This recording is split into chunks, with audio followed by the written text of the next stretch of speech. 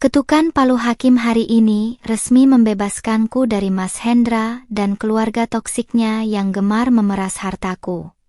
Mereka mengira bisa melenggang bebas setelah berselingkuh, tetapi lupa satu detail fatal. Akulah istri berhijab yang selalu mereka sepelekan, yang selama ini membiayai kuliah kedokteran mahal milik adiknya. Detik ini juga, aku cabut seluruh dana pendidikan ratusan juta itu, membiarkan mereka panik setengah mati saat tagihan kampus tiba besok pagi. Selamat datang di cerita Nela. Absen yuk, sahabat dari mana saja nih? Jangan lupa subscribe ya. Bagi yang sudah subscribe, semoga diberi rejeki yang mengalir. Hari ini, ruangan Pengadilan Agama Jakarta Selatan terasa begitu dingin, namun entah mengapa hatiku justru terasa sangat hangat oleh kebebasan yang sebentar lagi kugenggam. Aku duduk dengan tenang di kursi kayu panjang, membetulkan sedikit lilitan hijab satin hitamku yang membingkai wajah dengan sempurna, kontras dengan blus ketat dan rok sepan hitam yang mencetak jelas siluet tubuhku yang body goals.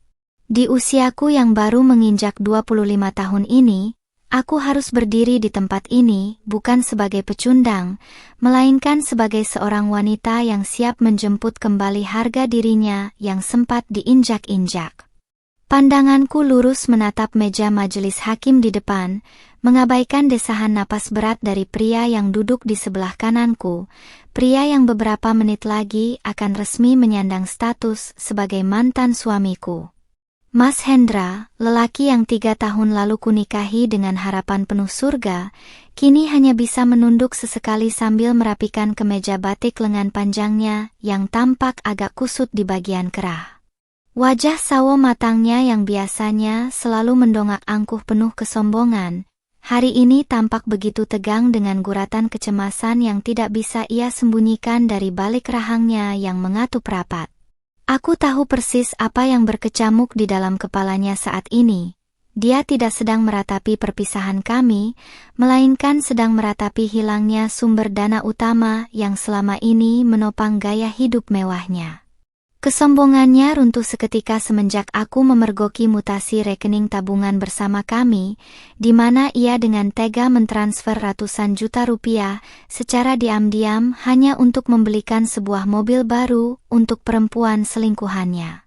Berdasarkan bukti-bukti dan saksi yang telah dihadirkan, maka majelis hakim menyatakan perkawinan antara penggugat dan tergugat putus karena perceraian. Suara berat hakim ketua menggema, disusul ketukan palu sebanyak 3 kali yang terdengar bagai melodi paling indah di telingaku. Aku memejamkan mata sejenak, mengembuskan napas lega yang selama beberapa bulan ini tertahan di dalam dada, merasakan beban berat tak kasat mata baru saja diangkat dari pundakku. Air mata sama sekali tidak menetes di pipiku yang mulus merona, karena rasa sakit itu telah lama menguap dan berganti menjadi sebuah tekad mutlak untuk membalas setiap tetes air mata yang dulu pernah kubuang sia-sia. Aku menoleh ke arah Mas Hendra, melemparkan sebuah senyuman tipis penuh kemenangan yang langsung membuatnya memalingkan wajah dengan raut muka yang semakin keruh dan gelisah. Begitu melangkah keluar dari ruang sidang menuju koridor pengadilan yang megah, aku langsung disambut oleh tatapan sinis dan dengusan meremehkan dari ibu mertuaku, alat pemeras utama di keluarga itu, yang sudah menunggu di kursi tunggu. Dengan daster batik premium yang ia beli memakai uang bulanan dariku, wanita tua itu melipat tangan di dada, menatapku dari ujung kaki hingga ujung hijab seolah-olah aku adalah seonggok sampah yang tidak punya harga diri. Puas kamu sekarang, Nadia? Menjadi janda di usia muda hanya karena ego kamu yang setinggi langit, dasar tidak tahu diuntung. Ketusnya dengan suara yang sengaja dikeras-keraskan agar didengar orang-orang di sekitar kami, persis seperti tabiat aslinya yang selalu merasa paling benar. Mas Hendra berjalan menyusul di belakangku dengan langkah gontai, langsung menghampiri ibunya yang terus-menerus mengomel tanpa henti memaki diriku. Sudahlah Bu, biarkan saja perempuan sombong ini pergi dari hidup kita, toh Mas masih bisa cari wanita lain yang jauh lebih penurut dan tidak pelit seperti dia. sahut Mas Hendra mencoba menghibur ibunya, sembari melemparkan tatapan tajam yang dipenuhi kilat kebencian ke arahku. Mereka berdua benar-benar mengira bahwa perceraian ini adalah sebuah kerugian besar bagiku, mengira aku akan menangis meraung-raung memohon agar tidak didepak dari silsilah keluarga mereka yang katanya terhormat itu. Mereka lupa, atau mungkin sengaja membutakan mata, bahwa seluruh kenyamanan yang mereka nikmati selama 3 tahun ini tegak berdiri di atas keringat dan kerja kerasku sebagai konten kreator sukses. Aku menghentikan langkahku tepat beberapa meter di depan mereka, berbalik dengan anggun sambil melipat kedua tanganku di dada, memperlihatkan pose percaya diri yang membuat mereka berdua agak terkejut. Kalian berdua silakan bicara apa saja sesuka hati, karena mulai detik ini, ucapan kalian tidak lebih dari sekadar angin lalu yang tidak punya arti apa-apa di telingaku, ucapku dengan nada suara yang sangat tenang, datar, namun syarat akan penekanan yang menusuk. Aku menatap mata Mas Hendra dengan sorot yang cerdas dan tajam, membuat pria egois itu refleks mundur 1 langkah, seolah menyadari ada sesuatu yang salah dengan ketenanganku yang tidak biasa ini. Ibu mertuaku langsung maju selangkah, menunjuk wajahku dengan jari telunjuknya yang dihiasi cincin emas murni pemberianku pada hari raya tahun lalu. "Heh Nadia, jangan sok pamer kemandirian di depan kami ya. Anakku Hendra itu laki-laki mapan yang punya harga diri. Dia tidak butuh modal dari istri kurang ajar seperti kamu untuk bisa bertahan hidup." Pekiknya dengan wajah memerah, mencoba menutupi kepanikan batinnya sendiri, karena menyadari dompet berjalan mereka kini telah resmi menghilang. Aku hanya terkekeh pelan, sebuah tawa renyah yang terdengar mengejek di telinga mereka, membuat tensi di koridor pengadilan yang megah itu semakin memanas dan memancing perhatian beberapa pasang mata di sekitar kami. Oh ya? Mas Hendra memang laki-laki mapan yang sangat hebat, sampai-sampai uang tabungan untuk renovasi rumah ibunya saja harus ditilep demi membelikan mobil pacar barunya. Sindirku telak, membuat wajah Mas Hendra seketika pucat pasi bagai ditampar di depan umum. Ibu mertuaku menoleh kaget ke arah anaknya, meminta penjelasan lewat tatapan matanya yang melebar, namun Mas Hendra hanya bisa membuang muka dan pura-pura sibuk merapikan lengan kemeja batiknya yang sudah kusut. Aku tahu betul bahwa Mas Hendra belum menceritakan detail perselingkuhannya kepada ibunya. Ia hanya bilang bahwa kami cerai karena aku sudah tidak lagi patuh sebagai seorang istri. Sebelum mereka sempat membalas perkataanku, ponsel di dalam saku kemeja Mas Hendra tiba-tiba berdering dengan sangat nyaring, memecah ketegangan di antara kami bertiga. Pria itu buru-buru merogoh sakunya, melihat nama yang tertera di layar digital ponselnya, dan sedetik kemudian raut wajahnya berubah total menjadi tegang luar biasa seolah-olah baru melihat hantu di siang bolong. Itu adalah panggilan telepon dari Dika, adik kesayangannya yang saat ini sedang menempuh pendidikan di salah satu fakultas kedokteran universitas swasta paling mewah di Jakarta.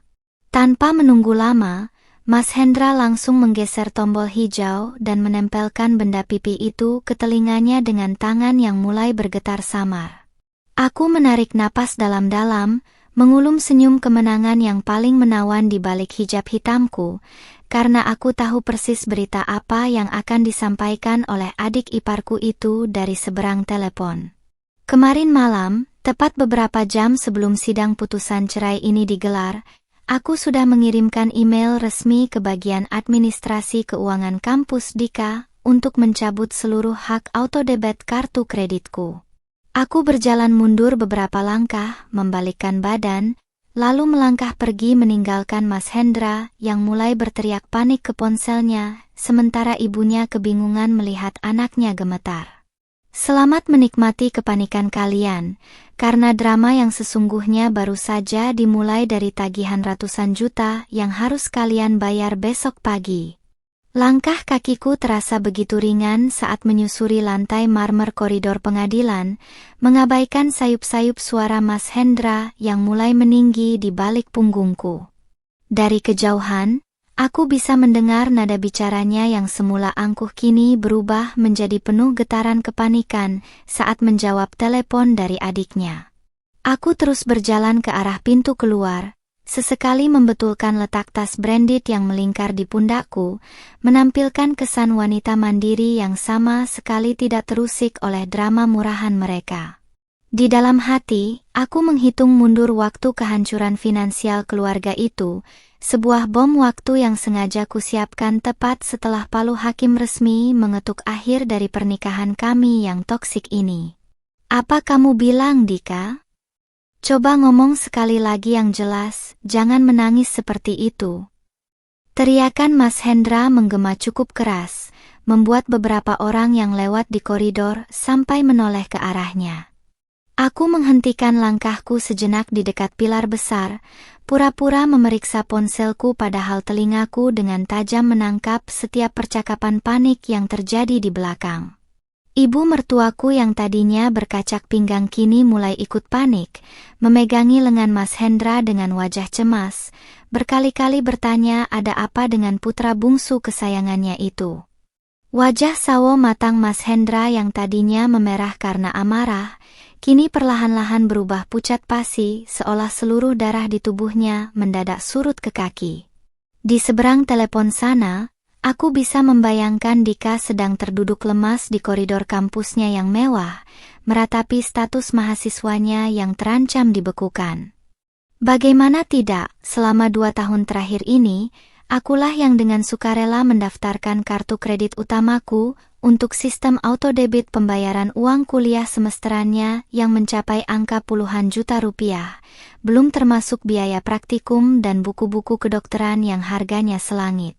Keluarga Mas Hendra selalu membanggakan Dika sebagai calon dokter sukses di masa depan, menjadikannya trofi kesombongan di kampung halaman mereka, tanpa pernah mau mengakui bahwa uang dari istri yang mereka sepelekan inilah yang memberi Dika napas untuk tetap berkuliah di sana. Mas, pihak administrasi kampus bilang kalau pembayaran semester ini gagal total karena kartu kredit yang terdaftar dideaktivasi oleh pemiliknya. Kalau besok sebelum jam 2 siang uang 120 juta itu tidak dibayar tunai, namaku akan langsung dicoret dari daftar ujian komprehensif dan jadwalku semester ini hangus, Mas. Suara Dika terdengar samar namun melengking panik dari speaker ponsel Mas Hendra yang sengaja dikeraskan. Mendengar nominal angka yang disebutkan, ibu mertuaku langsung memegangi dadanya, matanya terbelalak lebar seakan-akan pasokan oksigen di sekitarnya tiba-tiba menghilang seketika. 120 juta rupiah bukanlah jumlah yang sedikit bagi keluarga yang selama ini hanya mengandalkan gaji kantoran Mas Hendra yang pas-pasan dan sisanya ditopang oleh isi dompetku. Kenapa bisa gagal? Kamu salah lihat kali, Dika. Bukankah biasanya kartu itu otomatis memotong setiap awal semester? Sahut Mas Hendra dengan suara membentak, mencoba menyangkal kenyataan pahit yang mulai merayap masuk ke dalam logikanya. Ia melirik ke arah punggungku yang berdiri beberapa meter di depannya, dan pada saat itulah sebuah kesadaran instan tampaknya memukul telak otaknya yang bebal. Pria itu menyadari bahwa kartu kredit yang selama ini digunakan Dika bukanlah atas namanya, melainkan kartu tambahan yang fasilitasnya sepenuhnya melekat pada rekening bisnis digital milikku. Aku berbalik perlahan, menunjukkan wajah imut dan manisku yang kini dihiasi senyuman paling sinis yang pernah kumiliki, menatap langsung ke arah 2 orang yang sedang gemetar itu. Ibu mertuaku menunjukku dengan jari yang gemetaran, wajah tuanya tampak sangat syok sekaligus murka saat menyadari dalang di balik petaka ini. Nadia, kamu yang melakukan ini kan? Kamu sengaja memblokir uang kuliah adik iparmu sendiri, tega-teganya kamu menghancurkan masa depan Dika hanya karena dendam pada Hendra. Pekik ibu mertuaku dengan suara melengking, menghampiriku dengan langkah tergesa-gesa seolah ingin mencakar wajahku. Aku tidak bergeming sedikit pun, tetap berdiri tegak dengan pose body goals yang anggun, melipat tangan di dada dengan tenang tanpa ada rasa takut sedikit pun pada gertakan wanita tua itu. Maaf ya Bu, tapi perlu saya luruskan satu hal yang sepertinya Ibu lupa semenjak anak Ibu gemar berselingkuh di belakang saya. Ucapku dengan nada suara yang sengaja kubuat selembut mungkin namun terdengar sangat dingin dan menusuk.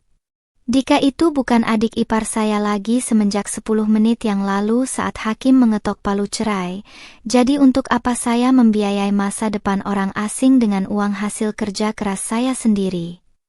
Lanjutku telak. Mas Hendra melangkah maju, wajahnya menegang dengan urat-urat leher yang menyembul, mencoba menggunakan otoritasnya yang sebenarnya sudah runtuh total. Nadia, tolong jangan kekanak-kanakan seperti ini. Kita memang punya masalah, tapi Dika tidak ada hubungannya dengan perpisahan kita. Dia anak yang pintar dan sebentar lagi jadi dokter. Kamu tidak bisa egois dengan memutus biayanya begitu saja secara mendadak. Bentaknya, mencoba menceramahiku tentang moralitas, hal yang bahkan tidak ia miliki saat mentransfer uang tabungan kami untuk perempuan simpanannya. Sungguh sebuah ironi yang sangat menggelikan melihat seorang pengkhianat berbicara tentang keadilan di depan koridor pengadilan. Aku tertawa renyah, menatap Mas Hendra dari ujung kepala hingga ujung kaki dengan pandangan merendahkan yang belum pernah kutunjukkan selama 3 tahun pernikahan kami. Kekanak-kanakan kamu bilang, Mas? Lalu apa sebutannya untuk seorang suami yang mencuri uang istrinya demi membelikan mobil baru untuk selingkuhannya? Apakah itu tindakan yang dewasa? Tanyaku balik dengan volume suara yang cukup jelas, hingga membuat beberapa orang di sekitar kami berbisik-bisik menghujat Mas Hendra. Uang 120 juta itu sangat kecil bagiku, Mas, tapi terlalu besar untuk diberikan kepada keluarga parasit yang tidak tahu cara berterima kasih seperti kalian, tambahku tanpa memedulikan wajah Mas Hendra yang kini merah pada menahan malu. Ibu mertuaku mulai menangis histeris, menyadari bahwa gertakannya tidak lagi mempan pada diriku yang sekarang, sementara Mas Hendra kembali sibuk menenangkan adiknya di telepon yang terus-menerus menjerit ketakutan akan dikeluarkan dari kampus. Aku membalikkan badan dengan anggun, membiarkan kain hijab satin hitamku bergoyang tertiup angin koridor, lalu melangkah pergi menuju mobil mewahku yang sudah menunggu di area parkir depan.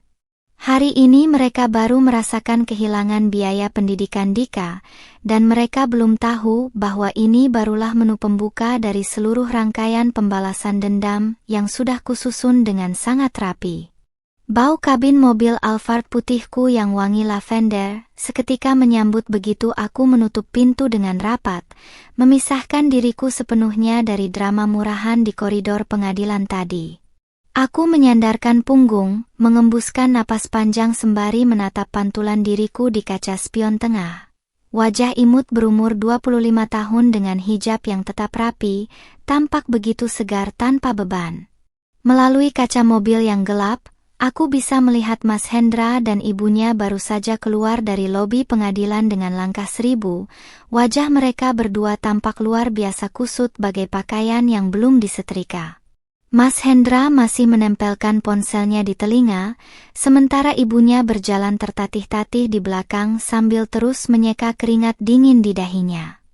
Ponselku yang tergeletak di dashboard tiba-tiba bergetar, menampilkan sebuah pesan WhatsApp dari nomor yang sangat kukenal, yaitu Dika, mantan adik iparku yang biasanya hanya menghubungiku jika ada maunya. Kak Nadia, tolong Dika, Kak. Mas Hendra bilang kartu kredit kakak diblokir. Dika mohon aktifkan sebentar saja untuk bayar semesteran ini. Dika janji nanti kalau sudah jadi dokter akan Dika ganti semua uang kakak. Tulisnya dengan rentetan emoji memohon. Aku hanya membaca pesan itu dari balik layar kunci tanpa ada niat sedikit pun untuk membalasnya.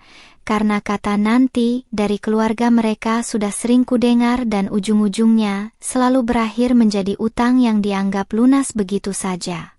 Sambil menyalakan mesin mobil, Aku teringat betapa sombongnya Dika beberapa bulan lalu saat makan malam keluarga di sebuah restoran bintang 5 yang tentu saja akulah yang membayar seluruh tagihannya. Saat itu, dengan bangganya dia berkata di depan semua kerabat bahwa kecerdasannya lah yang membuatnya bisa bertahan di Fakultas Kedokteran, sementara aku hanyalah seorang konten kreator yang modalnya cuma modal tampang dan video viral di media sosial. Ibunya kala itu menimpali dengan tawa lebar, memuji Dika setinggi langit sembari menyindir bahwa gelar sarjana kedokteran jauh lebih terhormat daripada uang hasil memamerkan diri di internet. Hari ini, aku ingin melihat sejauh mana kecerdasan dan gelar terhormat yang mereka agung-agungkan itu bisa membayar tagihan 120 juta rupiah dalam waktu kurang dari 24 jam.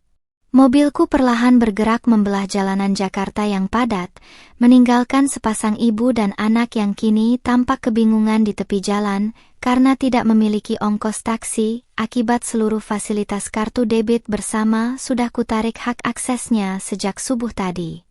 Aku tahu pasti saat ini Mas Hendra sedang memutar otak, menelpon seluruh teman dan kerabatnya untuk meminjam uang demi menyelamatkan muka keluarga mereka yang terlanjur pamer ke seluruh kampung. Namun, aku juga tahu bahwa di lingkaran pertemanannya yang sama-sama hobi pamer kekayaan palsu itu, tidak akan ada satu orang pun yang sudi meminjamkan uang tunai sebesar itu secara mendadak tanpa jaminan yang jelas. Belum genap 10 menit aku berkendara, sebuah panggilan telepon masuk dari Mas Hendra, meruntuhkan egonya yang beberapa menit lalu bersumpah tidak butuh modal dari istri kurang ajar seperti diriku. Aku sengaja membiarkannya berdering hingga 3 kali sebelum akhirnya menekan tombol hijau dan menyalakan mode speaker agar suaranya terdengar jelas di seluruh kabin mobil. Nadia, tolong jangan keterlaluan. Aku minta maaf kalau perbuatanku kemarin membuatmu sakit hati, tapi tolong jangan korbankan Dika. Suara Mas Hendra terdengar gemetar, tidak ada lagi nada membentak atau keangkuhan yang biasa ia gunakan saat merendahkanku di rumah. Oh, jadi sekarang kamu tahu cara meminta maaf, Mas? Sayang sekali, pintu maafku sudah tertutup rapat semenjak kwitansi pembelian mobil Honda Civic baru atas nama selingkuhanmu itu jatuh ke tanganku. Jawabku dengan nada suara yang sangat tenang dan santai, bertolak belakang dengan suaranya yang memburu menahan panik. Aku membelokkan setir dengan satu tangan yang lentik, menikmati sensasi memegang kendali penuh atas situasi yang selama ini selalu mereka dominasi dengan dalih bahwa pria adalah pemimpin yang harus selalu dituruti. Di seberang telepon, terdengar suara ibu mertuaku merebut ponsel secara paksa, suaranya terdengar serak dan napasnya tersengal-sengal seperti orang yang sedang panik berat. Nadia, Ibu mohon pada kamu, pinjamkan dulu uangnya untuk semester ini saja. Ibu janji Hendra akan memutuskan hubungan dengan perempuan itu dan kembali kepadamu. Tolong kasihanilah masa depan Dika. Ratapnya tanpa urat malu, mengemis hal yang sebelumnya ia sebut sebagai modal dari istri kurang ajar. Mendengar kalimat itu, aku hampir saja tertawa terbahak-bahak karena kelucuan logika berpikir wanita tua itu yang mengira pernikahan kami bisa dibeli kembali dengan uang semesteran adiknya. Ibu sayang, maaf sekali, tapi saya sama sekali tidak tertarik untuk menampung kembali barang bekas yang sudah dikotori oleh wanita lain, apalagi harus membayar 120 juta untuk itu. Sahutku tegas tanpa keraguan sedikit pun di dalam kata-kataku. Dan perihal masa depan Dika, bukankah ibu sendiri yang bilang kalau anak-anak ibu adalah orang-orang hebat yang mandiri? Silakan ibu jual saja perhiasan emas yang sering ibu pamerkan ke tetangga, atau Mas Hendra bisa menggadaikan mobil baru selingkuhannya itu ke Pegadaian. Lanjutku memberikan solusi yang seketika membuat seberang telepon hening seketika. Mas Hendra kembali mengambil alih ponselnya, suaranya kini terdengar penuh amarah yang tertahan disertai keputusasaan yang mendalam. Nadia, kamu benar-benar kejam. Kamu sengaja ingin mempermalukan keluarga kami di depan semua orang, kan? Ingat Nadia, Roda kehidupan itu berputar, jangan sampai suatu saat kamu merangkak memohon di kakiku karena jatuh miskin. Kutuknya dengan sisa-sisa kesombongan yang tersisa, mencoba menutupi fakta bahwa dirinya lah yang saat ini sedang berada di ambang kehancuran finansial. Roda memang berputar, Mas, dan saat ini rodaku sedang berada di atas sementara rodamu sedang amblas ke dalam lumpur yang kamu gali sendiri. Ucapku pelan sebelum akhirnya memutus sambungan telepon secara sepihak tanpa memberikan mereka kesempatan untuk merespons lagi. Aku langsung memasukkan nomor Mas Hendra, ibu mertua, dan Dika ke dalam daftar hitam kontak ponselku, memutus jalur komunikasi terakhir mereka denganku. Dari balik kaca spion, aku melihat langit Jakarta yang cerah, secerah masa depanku yang kini telah terbebas dari jeratan keluarga parasit yang sebentar lagi akan merasakan arti dari kepanikan yang sesungguhnya. Pagi hari berikutnya, matahari ibu kota bersinar dengan begitu terik, seolah ikut memanaskan situasi yang sedang terjadi di kubu keluarga Mas Hendra. Aku duduk dengan santai di salah satu kafe premium di dalam mall mewah kawasan Jakarta Selatan, menikmati secangkir iced matcha latte kesukaanku sembari memeriksa laporan analitik video terbaruku di tablet. Penampilanku pagi ini sangat segar dengan hijab segi 4 voal premium berwarna dusty nudes dan blus kasual yang pas di badan, memperlihatkan siluet tubuhku yang tetap terjaga dengan baik. Di sela-sela kesibukanku memantau algoritma media sosial, sesekali mataku melirik ke arah jam tangan digital yang melingkar di pergelangan tanganku, menunjukkan pukul 11:15 siang. Hanya tersisa kurang dari 3 jam lagi sebelum gerbang administrasi keuangan universitas swasta tempat Dika berkuliah ditutup secara permanen untuk semester ini. Aku sengaja membuka akun Instagram secont milikku yang khusus digunakan untuk memantau pergerakan mereka tanpa ketahuan, dan benar saja, ada sebuah pemandangan yang sangat menggelikan di sana. Dika membuat sebuah unggahan di cerita Instagramnya berupa latar belakang hitam polos dengan tulisan kecil di pojok bawah. Tuhan, jika hari ini adalah batas akhir perjuanganku, kuatkanlah hamba MU ini menghadapi ujian yang sangat berat. Aku hampir saja tersedak minumanku membaca status dramatis itu. Dia menyebut tagihan yang belum dibayar sebagai ujian dari Tuhan, padahal itu adalah murni akibat dari keserakahan kakaknya sendiri. Tidak lama kemudian, asisten pribadi sekaligus manajer kontenku, Siska, datang menghampiri mejaku dengan membawa beberapa berkas kerja sama endorsement yang baru masuk. Siska duduk di hadapanku, lalu tersenyum penuh arti seolah tahu apa yang sedang memenuhi isi kepalaku sejak kemarin setelah sidang perceraian itu selesai. Mbak Nadia, tadi ada nomor tidak dikenal menelepon ke nomor operasional kantor. Suaranya mirip sekali dengan mantan ibu mertua Mbak. Nangis-nangis minta disambungkan langsung ke Mbak Nadia. Lapor Siska dengan nada berbisik agar tidak mengganggu pengunjung kafe yang lain.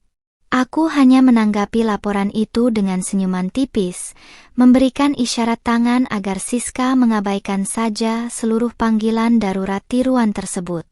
Biarkan saja Siska, mereka hanya sedang panik karena sebentar lagi istana pasir yang mereka bangun dari uangku akan runtuh ditiup angin, jawabku dengan nada suara yang sangat tenang dan penuh wibawa.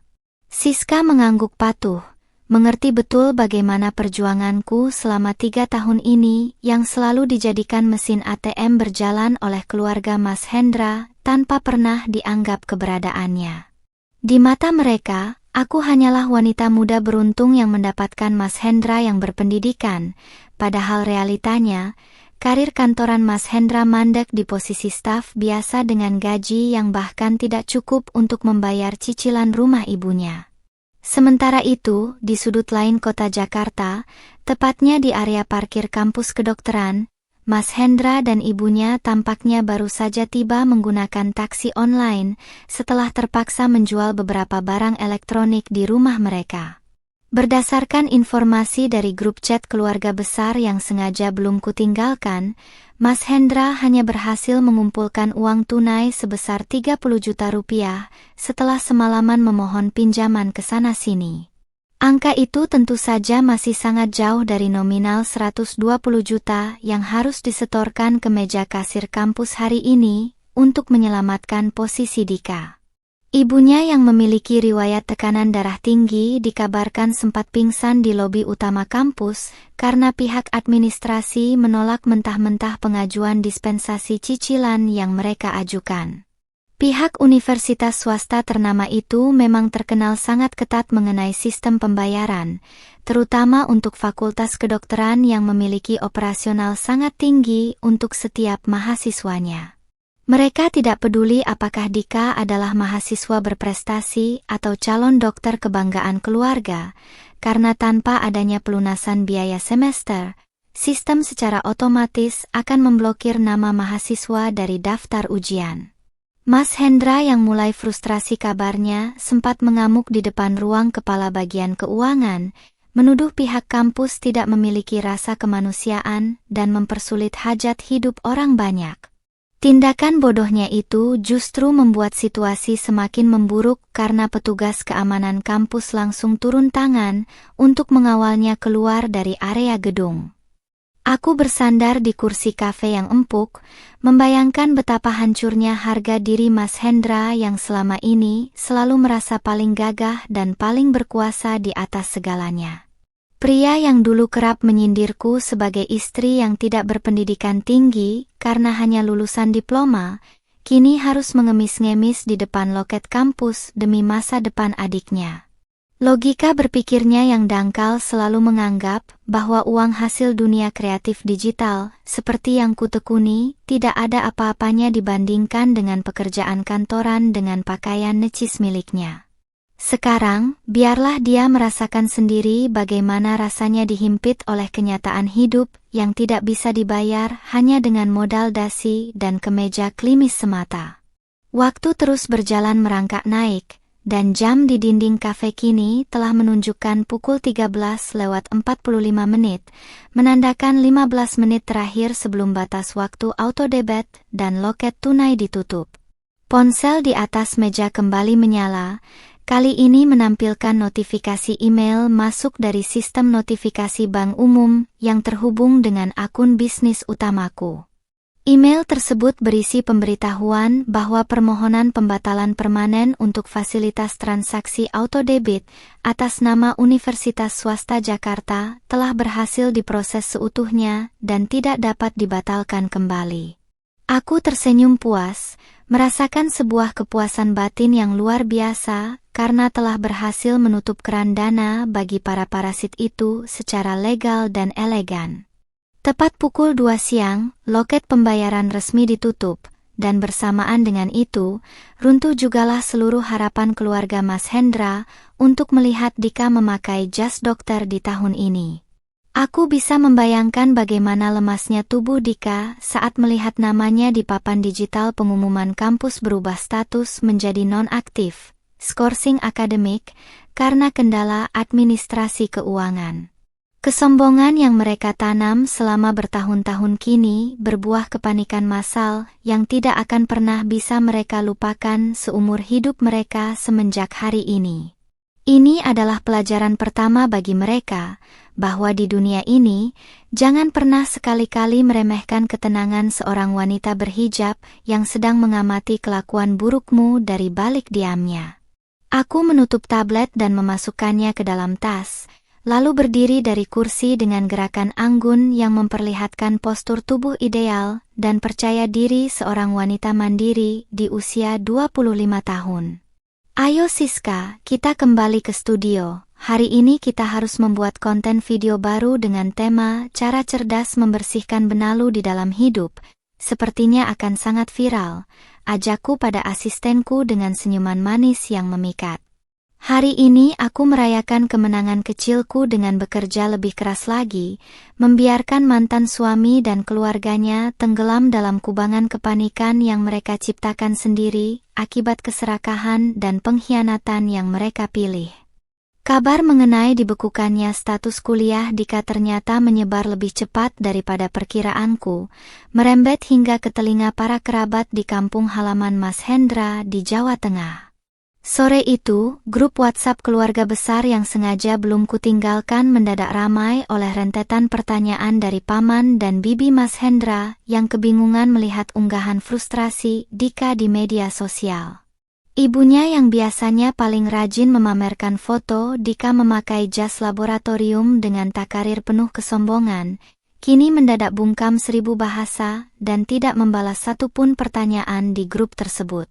Aku duduk di sofa studio foto milikku, meluruskan kaki sambil menikmati buah potong segar, memandangi layar ponsel dengan senyum geli melihat bagaimana kepanikan ini mulai menular ke seluruh silsilah keluarga mereka.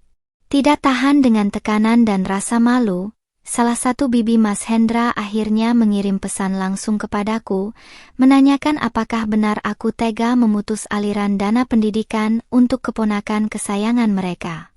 Nadia, apa benar kamu yang membatalkan pembayaran kuliah Dika?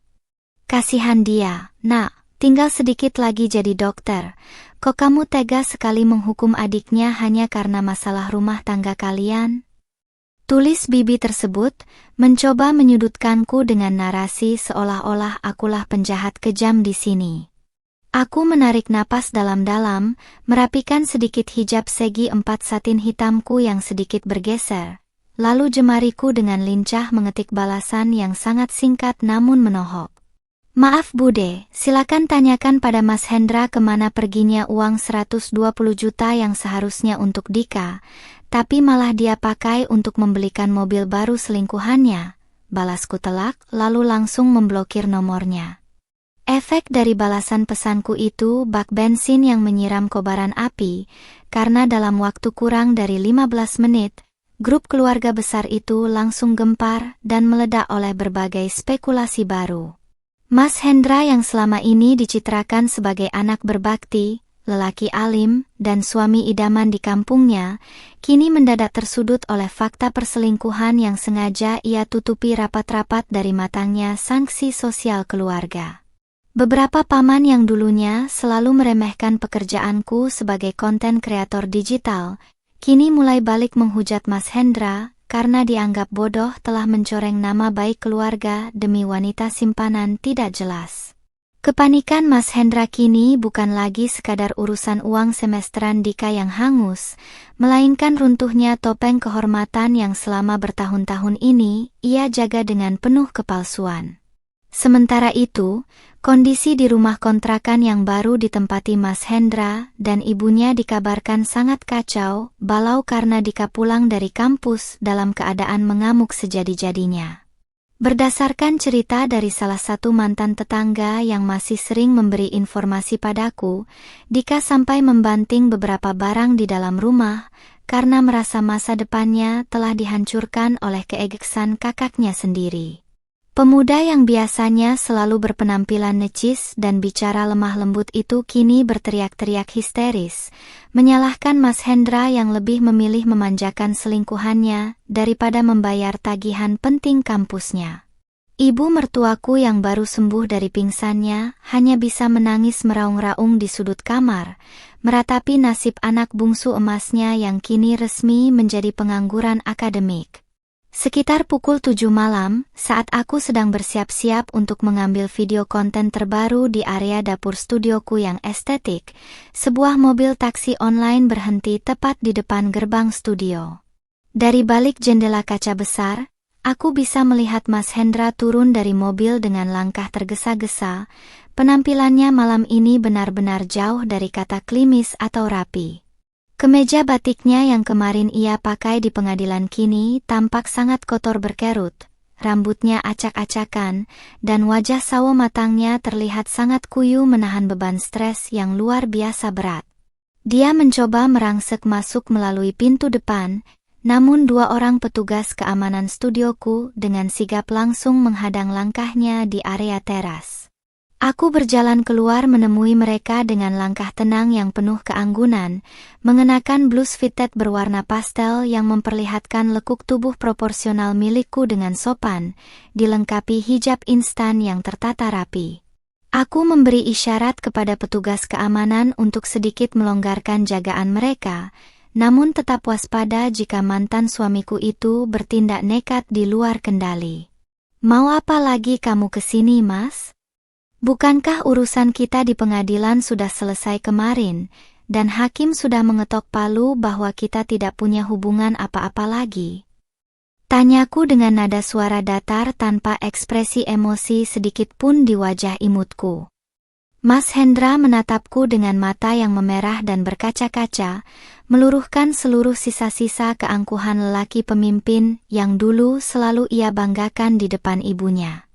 "Nadia, aku mohon dengan sangat, bantu aku kali ini saja." Dika mengurung diri di kamar dan mengancam akan mengakhiri hidupnya kalau tidak bisa ikut ujian semester ini, pintanya dengan suara parau yang bergetar hebat, seolah-olah jiwanya baru saja dicabut dari raga.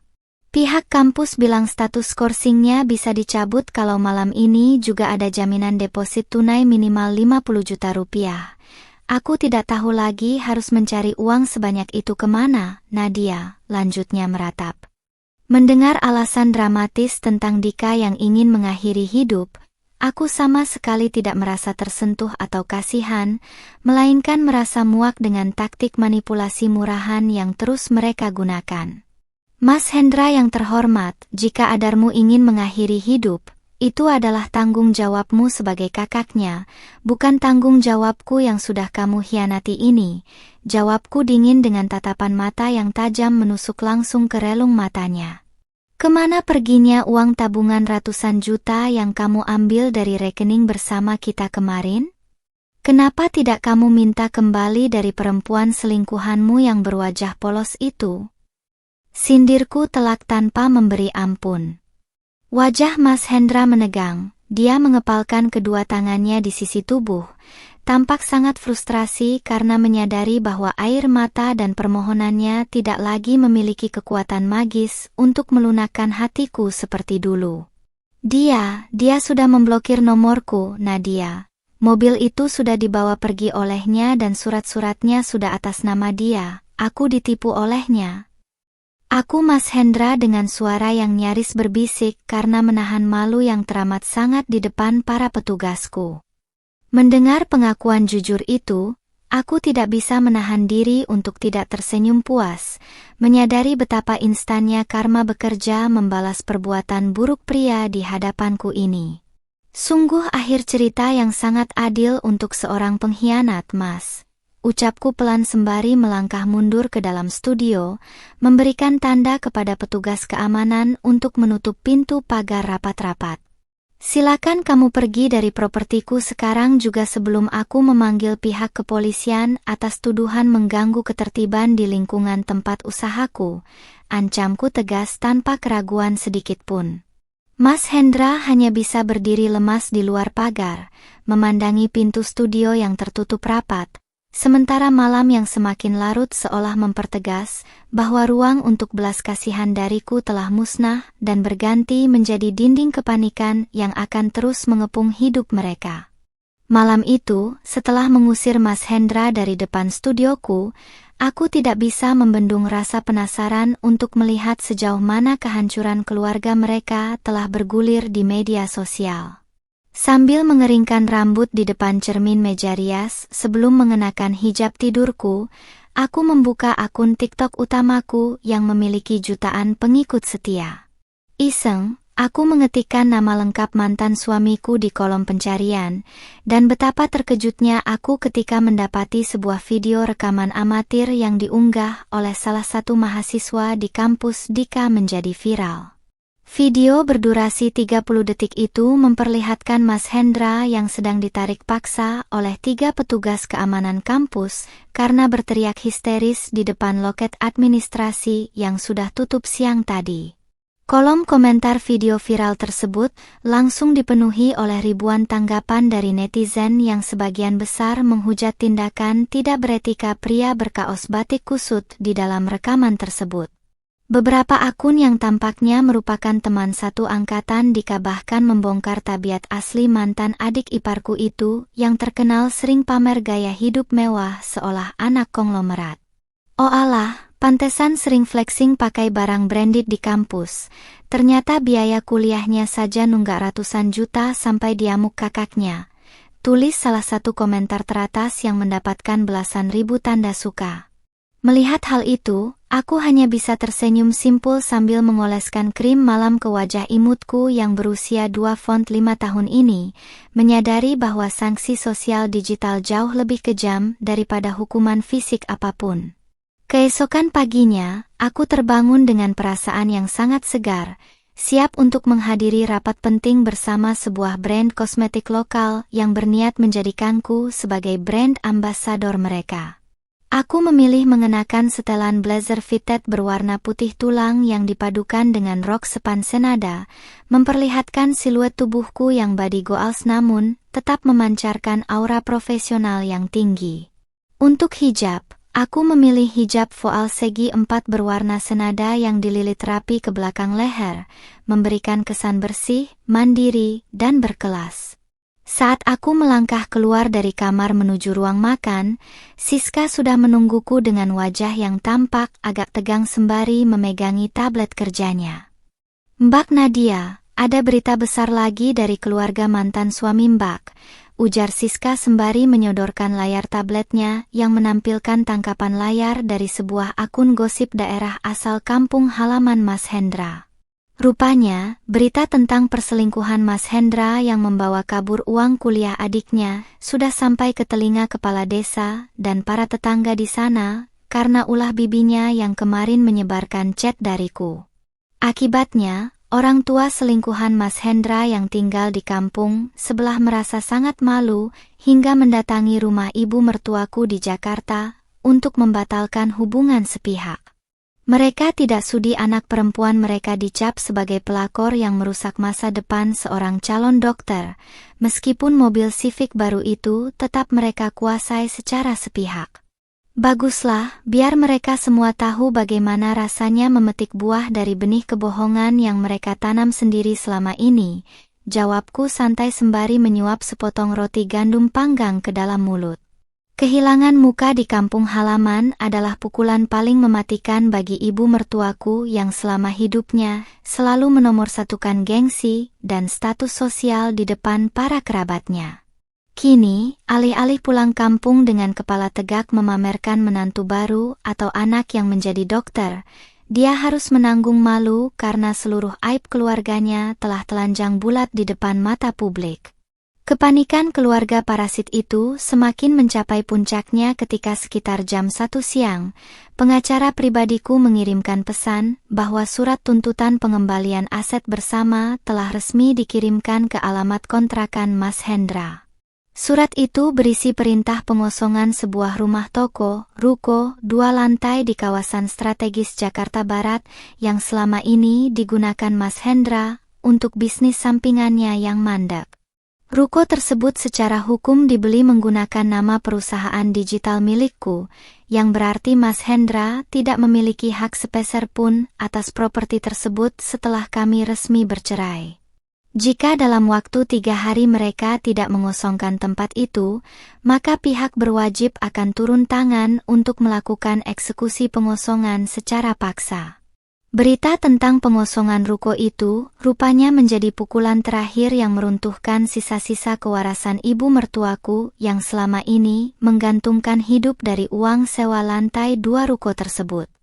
Tanpa memedulikan rasa malunya yang sudah tercecer, wanita tua itu nekat mendatangi kantor studio toko sore harinya dengan penampilan yang sangat memprihatinkan, jauh dari daster premium yang biasa ia pamerkan. Dia menangis terseduh-seduh di depan lobi, bersimpuh di lantai marmer hitam sambil memegangi ujung sepatu hak tinggiku saat aku baru saja turun dari ruang rapat lantai atas.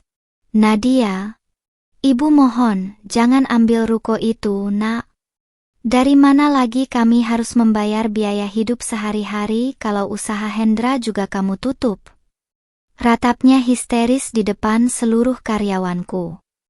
Aku menatap wanita tua yang sedang bersimpuh di bawah kakiku itu dengan perasaan datar. Tidak ada lagi rasa hormat atau rasa iba yang dulu sering kulimpahkan secara cuma-cuma demi menjaga perasaan Mas Hendra. Aku perlahan menarik kakiku mundur, membuat pegangannya terlepas, lalu merapikan posisi blus putihku yang sedikit tertarik akibat gerakannya yang tiba-tiba tadi. Ibu yang terhormat, saat Mas Hendra bersenang-senang membelikan mobil mewah untuk wanita lain menggunakan uang saya, apakah ibu pernah berpikir dari mana saya mendapatkan uang itu? Tanyaku dengan nada suara yang sangat tenang namun bergema dingin di seluruh area lobi. Ibu diam saja karena ibu ikut menikmati fasilitasnya. Jadi sekarang, silakan ibu nikmati juga kemiskinan yang dibawa oleh anak kebanggaan ibu itu, lanjutku tegas. Mas Hendra yang rupanya menyusul dari belakang langsung menarik ibunya untuk berdiri. Wajah sawo matangnya tampak memerah padam karena menahan rasa malu yang teramat sangat melihat ibunya mengemis di depanku. Sudah, Bu.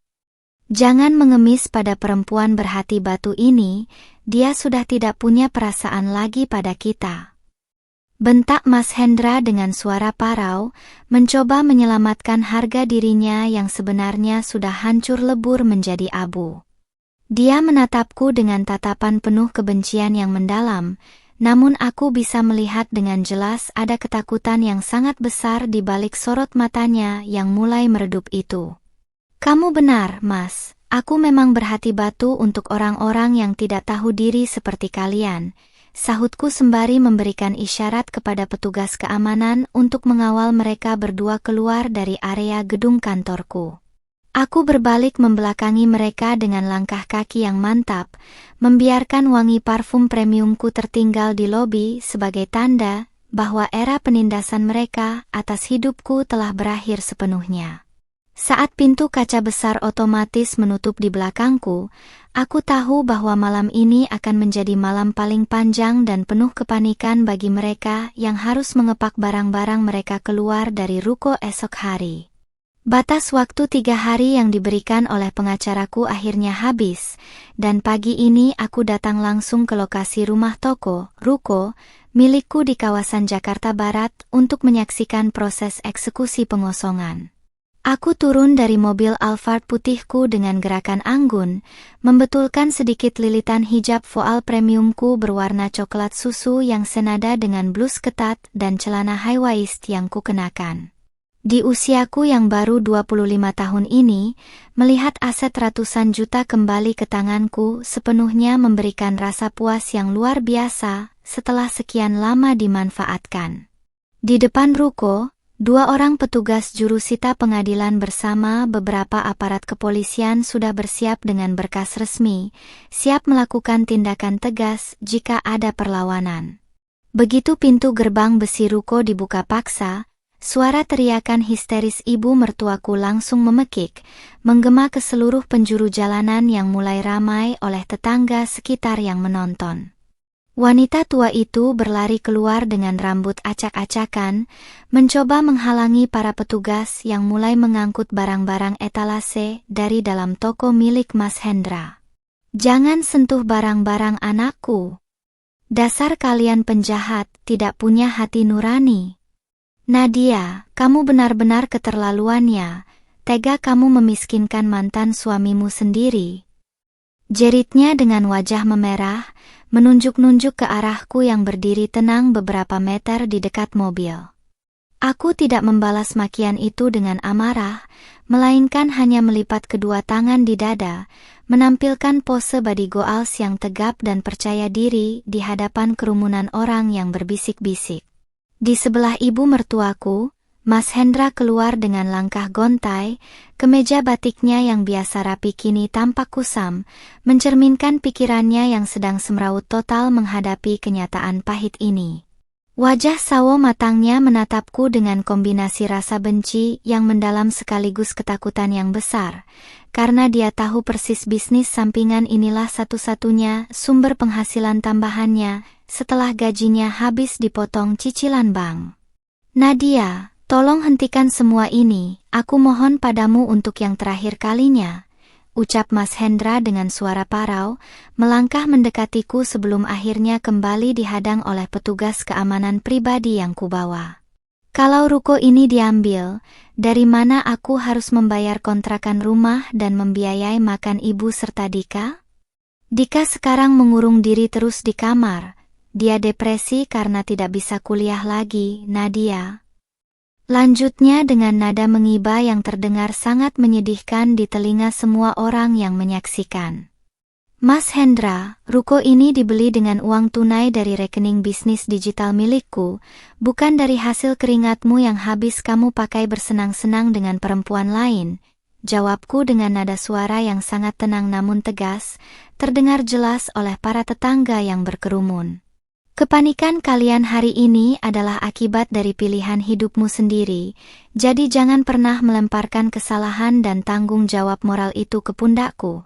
Tambahku, membuat beberapa ibu-ibu di sekitar lokasi berbisik setuju dan berbalik menghujat kelakuan Mas Hendra. Di sudut teras ruko, aku melihat Dika yang ternyata ikut datang, duduk menyendiri di atas sebuah kardus besar dengan penampilan yang sangat memprihatinkan untuk seorang mahasiswa kedokteran yang biasanya necis.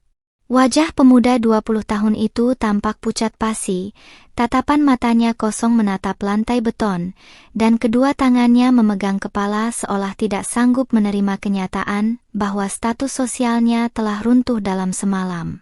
Tidak ada lagi sisa-sisa kesombongan dari mulutnya yang dulu gemar meremehkan pekerjaanku sebagai konten kreator. Yang tersisa kini hanyalah seorang pemuda yang hancur masa depannya karena keserakahan keluarganya sendiri. Ibu mertuaku yang melihat Dika tampak terpukul semakin histeris. Dia kembali bersujud di depan petugas jurusita, memohon agar barang-barang usaha anaknya tidak ditumpuk di pinggir jalan seperti sampah. Namun, hukum tetaplah hukum, dan surat eksekusi yang ditandatangani pengadilan tidak bisa diganggu-gugat oleh air mata buaya dari seorang wanita yang dulunya gemar memeras menantunya sendiri. Satu persatu manekin, meja kasir, dan sisa stok barang dagangan milik Mas Hendra dikeluarkan dari ruko 2 lantai itu, diletakkan begitu saja di trotoar bawah terik matahari Jakarta. Nadia, ingat ya, Gusti Allah tidak tidur. Kamu yang sudah menghancurkan hidup anak-anakku, kamu pasti akan mendapatkan balasannya yang lebih kejam. Kutuk ibu mertuaku sembari memeluk Dika yang mulai menangis sesenggukan di sampingnya, mencoba mencari simpati dari warga sekitar yang menonton. Aku hanya terkekeh pelan mendengar kutukan itu, sebuah tawa manis namun syarat akan ejekan yang membuat Mas Hendra semakin mengepalkan tangannya menahan rasa malu yang teramat sangat di depan publik. Tentu saja Gusti Allah tidak tidur, Bu. Makanya hari ini doa-doa saya selama 3 tahun menghadapi kezaliman kalian dikabulkan dengan sangat instan lewat perceraian ini, sahutku sembari melangkah maju mendekati pintu ruko yang kini sudah kosong melompong dan siap dipasang papan pengumuman kepemilikan baru. Aku menatap Mas Hendra untuk terakhir kalinya hari ini, melempar senyuman kemenangan yang paling menawan di balik hijab coklat susuku, membuat pria egois itu refleks membuang muka karena tidak sanggup menatap mataku lagi. Setelah memastikan seluruh proses eksekusi berjalan lancar tanpa ada asetku yang rusak, aku berbalik dan masuk kembali ke dalam mobil Alphard putihku dengan gerakan yang sangat anggun. Aku menutup pintu mobil dengan rapat, membiarkan AC yang dingin menghapus hawa panas dari drama keluarga parasit yang kini terduduk lemas di pinggir jalan bersama tumpukan barang-barang mereka. Hari ini ruko mereka telah kuambil kembali, dan mereka belum sadar bahwa esok hari, kejutan yang jauh lebih besar mengenai audit pajak usaha ilegal milik Mas Hendra akan segera mendatangi pintu rumah kontrakan mereka. Pagi ini suasana kantor baruku terasa begitu tenang dan damai, sangat kontras dengan badai yang aku tahu sedang menghantam rumah kontrakan sempit milik keluarga Mas Hendra. Aku duduk di kursi kerja ergonomis, sambil membetulkan letak hijab voal segi 4 premium berwarna hitam yang dililit rapi di leher, memperlihatkan siluet blus ketat pastelku yang anggun dan body goals. Di usiaku yang baru 20 FIFA tahun ini, aku belajar bahwa balas dendam terbaik tidak perlu menggunakan otot atau makian, melainkan cukup dengan memanfaatkan jalur hukum dan ketegasan sistem yang berlaku. Siska masuk ke ruanganku dengan langkah bersemangat, membawa map merah berisi laporan terbaru dari tim hukum dan akuntan publik yang sengaja kusewa minggu lalu. Mbak Nadia, surat panggilan dari kantor pelayanan pajak KPP sudah resmi sampai ke tangan Mas Hendra pagi ini jam 9. Lapor Siska dengan senyum penuh arti yang tidak bisa ia sembunyikan dari wajahnya.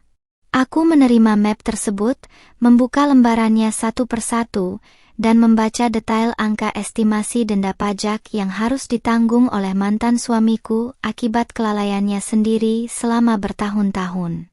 Selama 3 tahun pernikahan kami, Mas Hendra menjalankan bisnis sampingan pergudangan fiktif yang sengaja tidak pernah ia laporkan pendapatannya ke negara, karena mengira bisa berlindung di balik nama perusahaan kreatorku.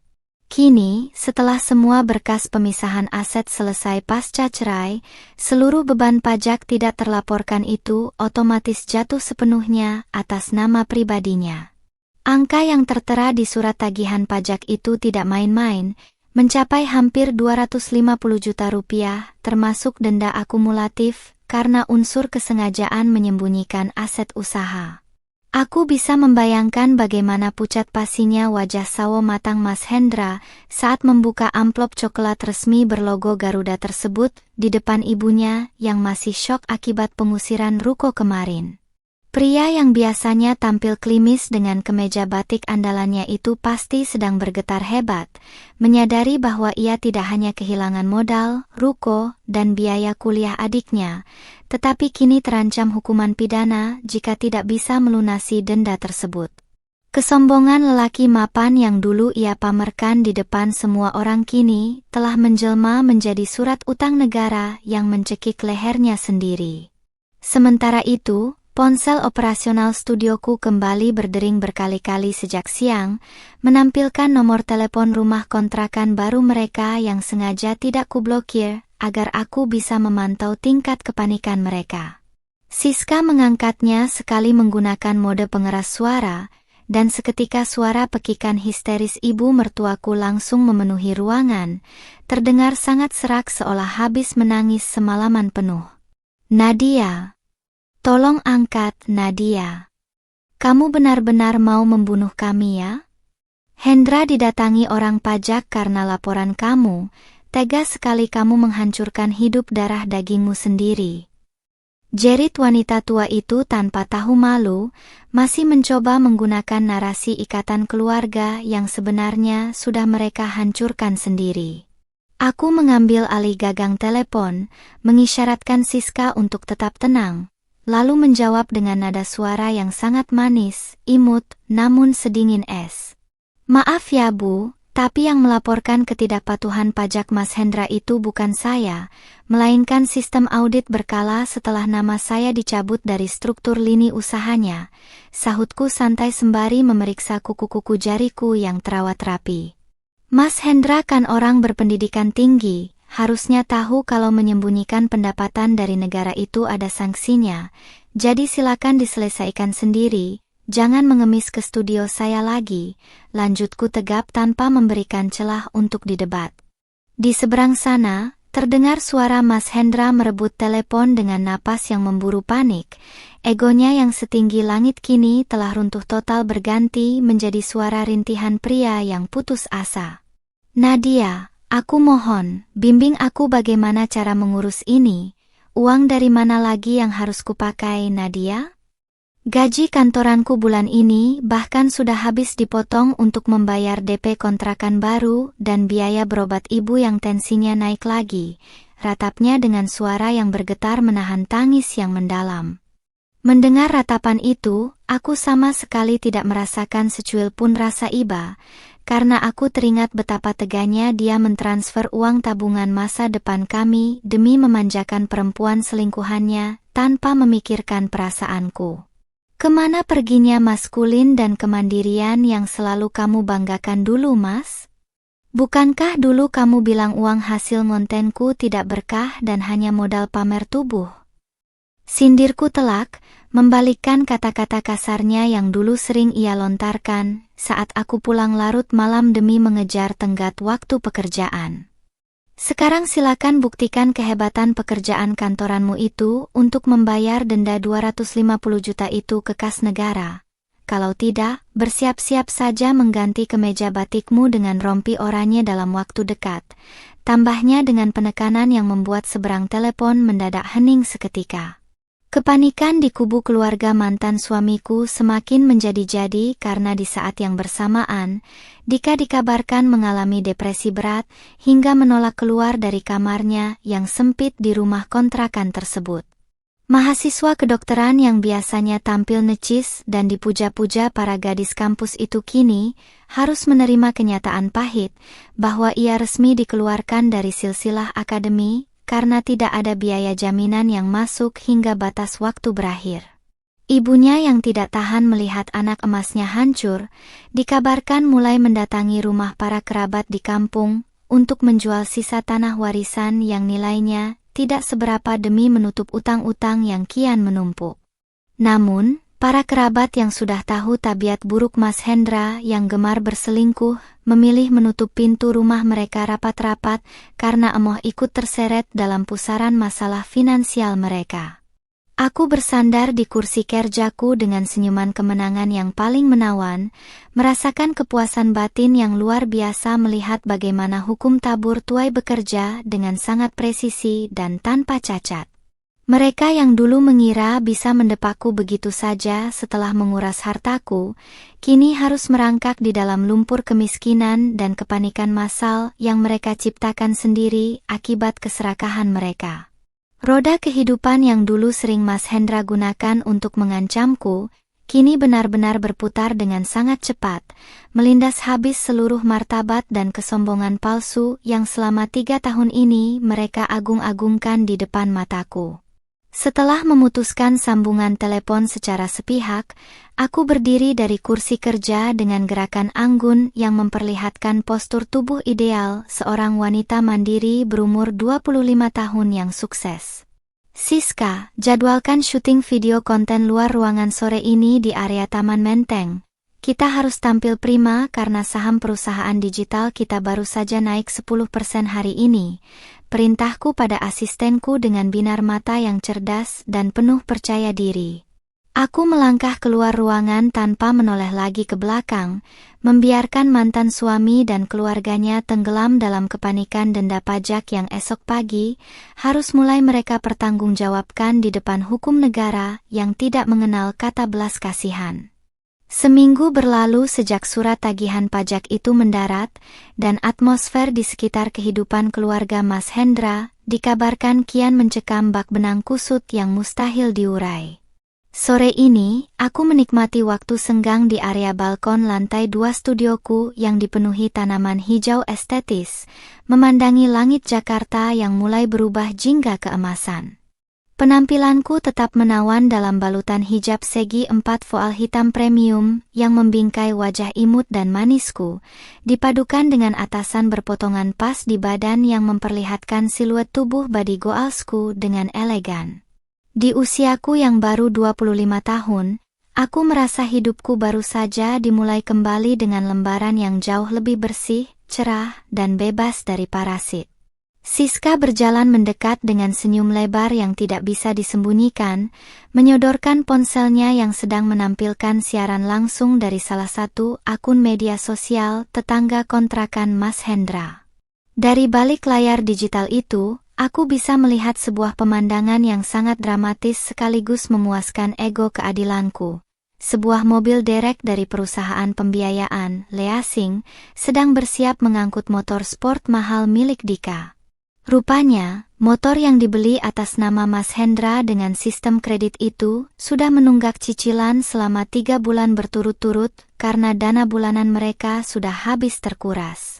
Dika yang melihat motor kebanggaannya hendak disita hanya bisa berdiri lesu di ambang pintu kontrakan. Penampilannya yang dulu necis kini berganti dengan kaos oblong lusuh dan rambut acak-acakan tanpa gairah hidup. Ibu mertuaku keluar dari dalam rumah sambil membawa sapu ijuk, mencoba memukul petugas leasing yang sedang mengaitkan rantai besi ke roda motor anak kesayangannya. Dasar rampok! Jangan ambil motor anakku. Hendra, cepat keluar Hendra. Telepon Nadia, suruh perempuan kurang ajar itu bayar semua tunggakan ini. Teriak wanita tua itu dengan suara melengking parau, hingga urat-urat di leher keriputnya menyembul tegang. Mendengar namanya disebut-sebut dari balik speaker ponsel, aku hanya terkekeh pelan sembari menyesap teh chamomile hangatku, merasa lucu karena di dalam otak tua wanita itu, namaku masih saja dianggap sebagai solusi otomatis untuk setiap kebodohan finansial mereka. Mas Hendra akhirnya keluar dari rumah, namun bukannya membantu ibunya, dia justru menarik paksa wanita tua itu masuk ke dalam rumah dengan wajah yang memerah pada menahan malu yang teramat sangat. Wajah sawo matangnya kini tampak jauh lebih tua dari usia aslinya, dipenuhi gurat stres mendalam dan mata yang cekung akibat kurang tidur, memikirkan denda pajak ratusan juta yang jatuh tempo minggu depan. Pria yang dulu selalu mendongak angkuh dengan kemeja batik klimisnya, kini tampak sangat kerdil di hadapan cemoohan para tetangga kontrakan yang sengaja keluar rumah untuk menonton tontonan gratis tersebut. Mereka benar-benar telah menjadi buah bibir negatif, persis seperti tebakan kasarku saat mereka pertama kali melangkah keluar dari ruang sidang pengadilan agama. Tidak lama setelah aksi penyitaan motor itu selesai, sebuah notifikasi pesan teks masuk ke nomor pribadi khusus bisnis milikku, berasal dari nomor baru yang belum kukenal namun gaya bahasanya sangat bisa kutebak. Nadia, ini Mas Hendra. Tolong, Mas mohon dengan sangat, pinjamkan Mas uang 50 juta saja untuk bayar cicilan pertama denda pajak dan biaya tebus obat ibu. Mas janji akan menyerahkan surat tanah kuburan keluarga di kampung sebagai jaminannya. Nadia, tulis pesan tersebut dengan rentetan kata yang menyedihkan. Aku menatap layar ponselku dengan pandangan merendahkan. Dia bahkan rela menggadaikan tanah kuburan keluarga demi sejumput uang tunai, membuktikan bahwa logikanya telah lumpuh total dihantam kepanikan massal. Aku tidak membalas pesan itu lewat teks, melainkan memilih melakukan panggilan video langsung ke nomor tersebut untuk melihat langsung seberapa hancurnya pria yang pernah mencuri uang tabunganku itu.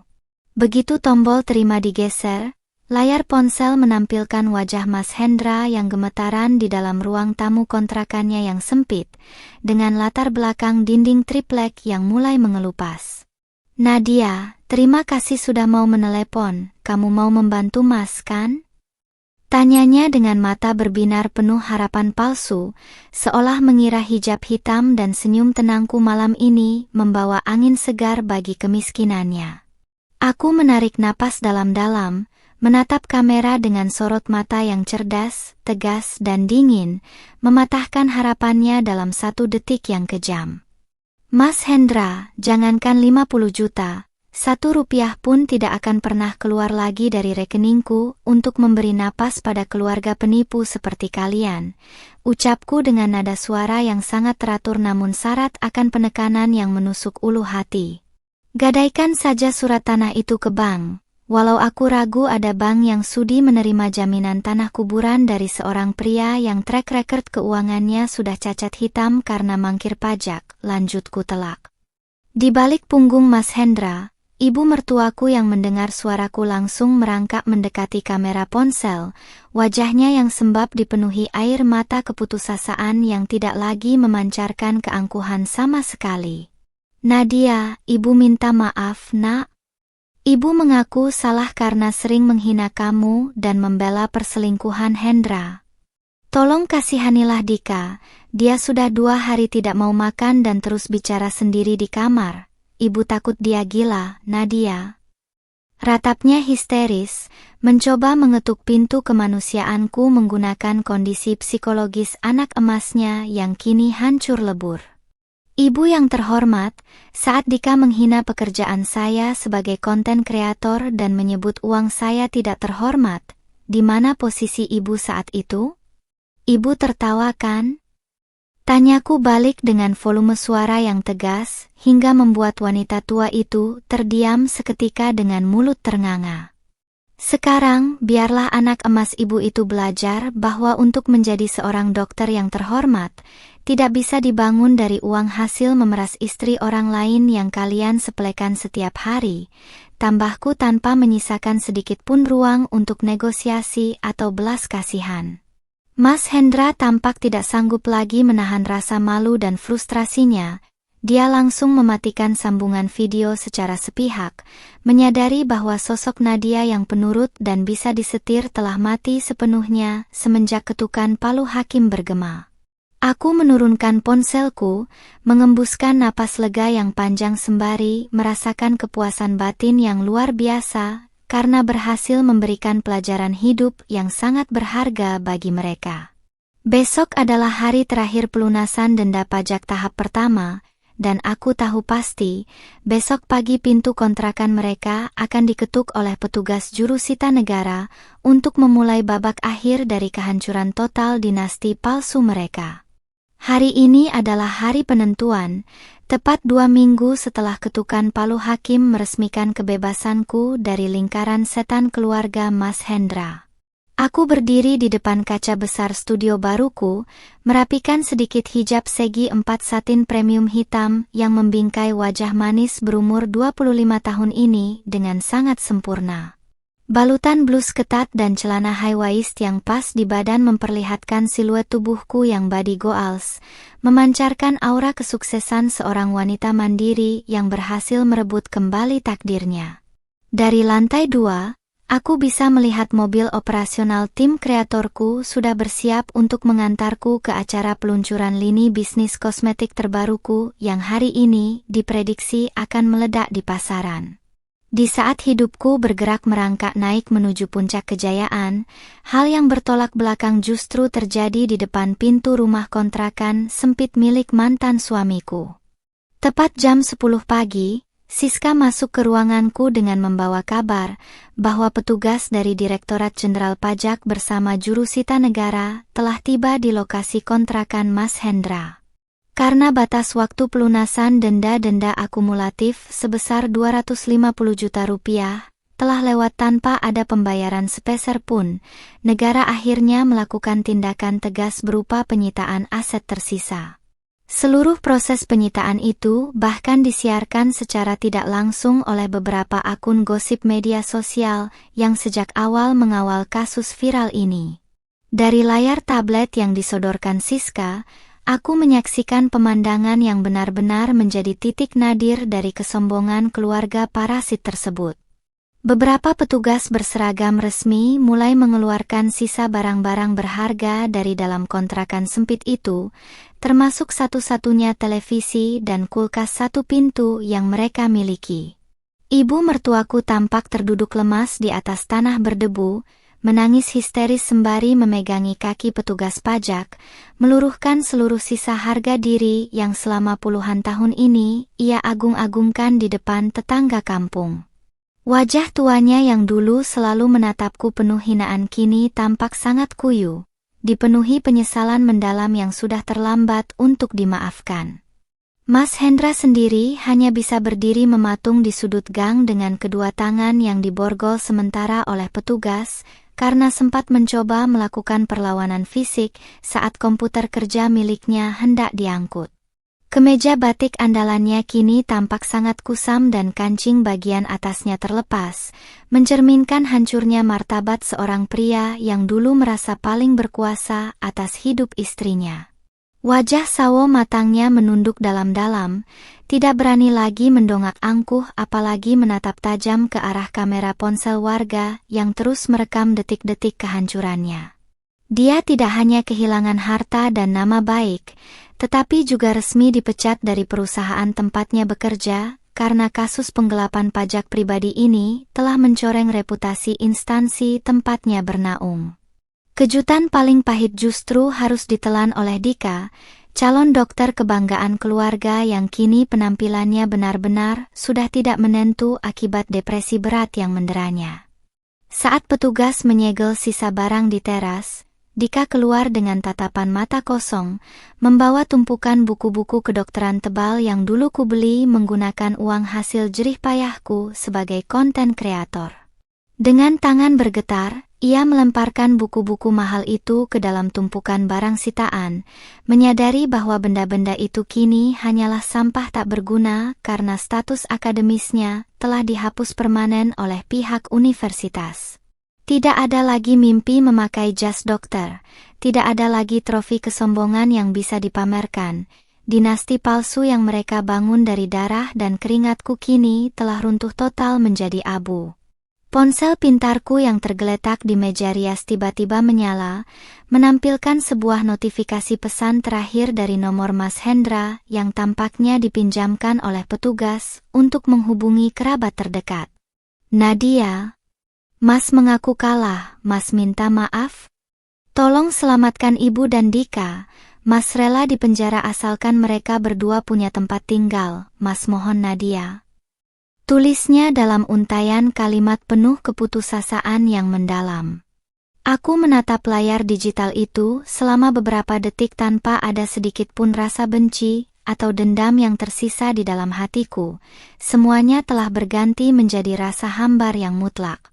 Kesabaranku yang mereka injak-injak selama 3 tahun kini telah menjelma menjadi dinding pembatas hukum yang tidak akan pernah bisa mereka tembus lagi dengan air mata buaya. Aku tidak membalas pesan itu, melainkan langsung menekan tombol hapus dan memblokir nomor tersebut untuk selama-lamanya dari hidupku, memutus rantai karma buruk yang mengikat kami. Aku menarik napas dalam-dalam, membiarkan kelegaan yang luar biasa memenuhi rongga dadaku, merasakan bahwa keadilan yang sesungguhnya telah ditegakkan oleh tangan hukum dan alam tanpa aku perlu mengotori tanganku sendiri.